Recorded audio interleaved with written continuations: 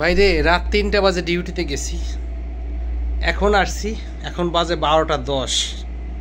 রান্না বাড়া করব। তো আমার এক বাঙালি ভাই আছে, তিনি রুমে ছিলেন, আজকে তার ডিউটি ছিল না, তার আকামা নাই দেখে আজকে রিয়াদের বাইরে কাজ করছি, চেকপোস্ট আছে, তারে নেওয়া হয় নাই। সে রুমে ছিল, সে জানে যে আমাকে 12টা বাজে ডিউটি শেষ হবে, রান্না বাড়া নাই, কিচ্ছু নাই, ভাত তরকারি কিচ্ছু নাই, রান্না করব। আসলে মানুষের মানবতা হয়েছে বড় জিনিস ভাই। সেই লোকটা বাসায় ছিল, এখন রান্না করতে গেছে, তিনটা চুলা সে আটকাইছে, একটাই ভাত, একটাই তরকারি, একটা ডাল। ভাই মানবতা দুনিয়া থেকে উঠে গেছে। জিজ্ঞাসা করলাম যে ভাই আপনি এখন রান্না করতেছেন কেন? সে আমাকে উত্তর দিল, আপনাকে জিজ্ঞেস করতে হবে। কার কাছে বলবো? এই কথার কোনো জবাব আছে? নাই। তাহলে কি বোঝা গেল? মানবতাটা বড় জিনিস। সেই জন্য বলি ভাই, এই দূরপ্রবাসে কারোর সাথে কেউ জ্ঞানজাম করবেন না। যদি আপনার একটু লসও হয়, কখনো কারো গায়ে হাত তুলবেন না, গালাগালি করবেন না। আপনি অনেক রাগী হতে পারেন, আমার থেকে রাগী না, আমি কিন্তু অনেক একটা রাগী মনের মানুষ। কিন্তু এই প্রবাসে আসার পরে অনেক রাগ মাটি দিয়ে দিছি। কারণ কি জানেন? এখানে আসছি বাংলাদেশ থেকে একা, যাইও যখন গেছি তখনও একা, আবার আসছি একা। এই যারা আসছে তারা কিন্তু কেউ আমার পরিচিত না, আমিও তাদের কোনো পরিচিত না। যদিও তাদের থেকে সবার আগে আসছে আমি এই কোম্পানিতে, এই বাঙালি যে আরও 3 জন আছে তাদের থেকে সিনিয়র, বসে না এই কোম্পানিতে, কাজের বসে।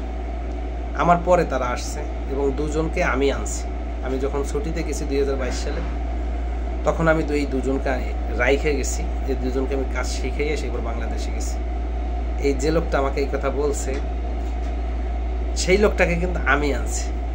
উনি কিন্তু আমার বরিশালের, বরিশাল কোন জায়গা আমি জানি না, বরিশালের। আসলে ভাই মানবতা জিনিস যদি আপনার থাকে, মানবতা, তাহলে আপনি সমাজে যে কোনো মানুষের সাথে চলতে পারবেন।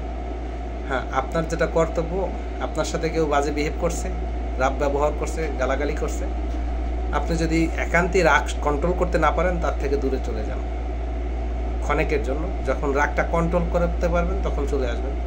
আমাকে বলার পরে কিন্তু আমি 3 থেকে 4 মিনিট রুম থেকে বেরিয়ে গেছি। 3 থেকে 4 মিনিট পরে চিন্তা করলাম কথাগুলো কার কাছে বলবো, মনটাকে একটু হালকা করার দরকার, তাই হালকা করতে আসলাম। আমি এই কথাগুলো বলার কারণ কি জানেন? অনেক প্রবাসী ভাইরা আছেন, আসলে আপনারা নতুন আসছেন, আমি যে পুরান তা না, নতুন আসছেন, আপনারা সৌদি আরবের হাব ভাব বুঝতেছেন না। ভাই সৌদি আরব কিন্তু বাংলাদেশ না, সবার সাথে মিলেমিশে অ্যাডজাস্ট হয়ে চলতে হবে, তাহলে আপনি জীবনে খুব দ্রুত সাকসেস হতে পারবেন। যেহেতু আপনার আপন বলতে কেউ নাই, আমারও আপন বলতে কেউ নাই, আপনার আপন আমি, আমার আপন আপনি, স্যাক্রিফাইস করতে হবে। তো সবাই যদি ভিডিওটা ভালো লাগে শেয়ার করে অন্যকে দেখার সুযোগ করতে পারেন, আর যদি ভালো না লাগে করার কিছু নাই, ক্ষমার দৃষ্টিতে দেখবেন। আল্লাহ হাফেজ, সালামু আলাইকুম।